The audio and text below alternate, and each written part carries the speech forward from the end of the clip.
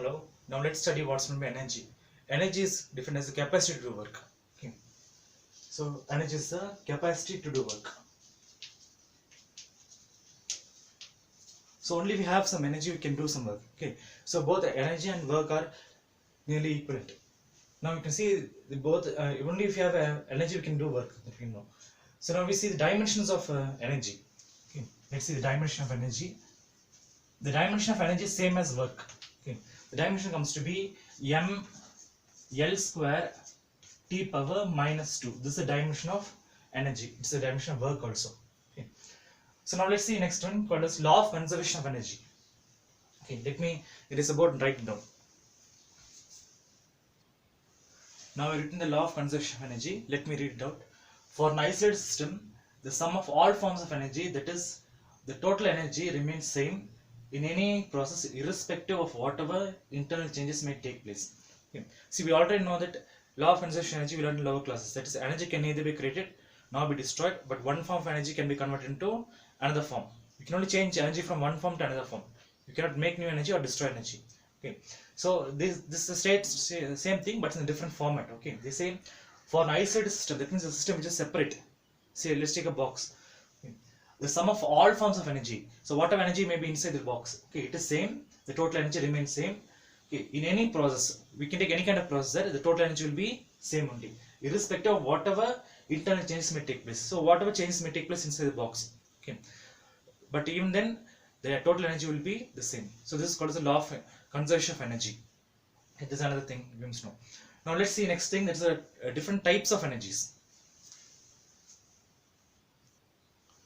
Okay, now we can divide energy into two main categories. Okay, first one is called as kinetic energy. So we have the first type called as kinetic energy. The second type we say it as potential energy. So these are two main forms of energies. Okay, mechanical energy we say. So kinetic energy and potential energy. So what's kinetic energy? It's energy possessed by an object by virtue of its motion. If an object is moving, it will have kinetic energy. And stationary objects by virtue of its position will have potential energy. So these are two main categories of energies. Let's see the SI unit of energy. Okay.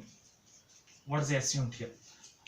The SI unit of any kind of energy you take, that will be joule. Okay. Joule you can say, or else we can also say Newton meter. This is another way of writing it. Okay. Next we'll see some SI equivalents. We'll take different, we know that there are different systems, the CG systems there, MK systems there, and now we'll be using SI system. So we'll just see what difference of energy in one system and we'll compare it to SI system here. Let me write it out for you. Now let us study different energy units in different systems there, and we'll see the equivalent SI unit. Okay. So let's see first one, what is 1 erg. Okay. So we have CG's unit, this is centimeter gram second, that unit here. So 1 erg will be equal to 10 power minus 7 joules. Okay. Remember SI unit of energy is joules. Then, so 1 erg is 10 power minus 7 joules. Then 1 electron volt, EV, short form for electron volt is EV, that's 1.6 in 10 power minus 19 joules. The next one is 1 calorie, okay, short form CAL, calorie, that's equal to 4.186 joules. The next is 1 kilowatt hour, 1 kilowatt hour, that is written as kWh, is equal to 3.6 in 10 power 6 joules here. So these are the SI units in different systems there.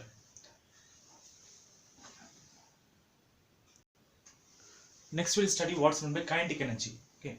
Kinetic energy is energy possessed by an object by virtue of its motion. If an object is moving, it will have kinetic energy.